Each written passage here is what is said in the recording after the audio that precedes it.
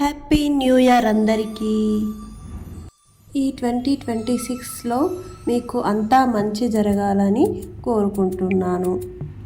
యూట్యూబ్లో నడుస్తున్న ఈ బ్యాడ్ న్యూసెన్స్ను పక్కన పెట్టి మంచి వాటిపైన శ్రద్ధ తీసుకొని ట్రోల్ చేయండి.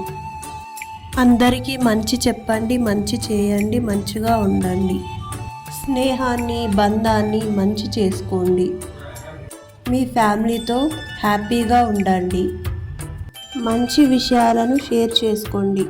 2025లో జరిగిన నష్టాలను, కష్టాలను మర్చిపోండి. 2026 ఇయర్ మొత్తం ఎంజాయ్ చేయాలని కోరుకుంటున్నాను.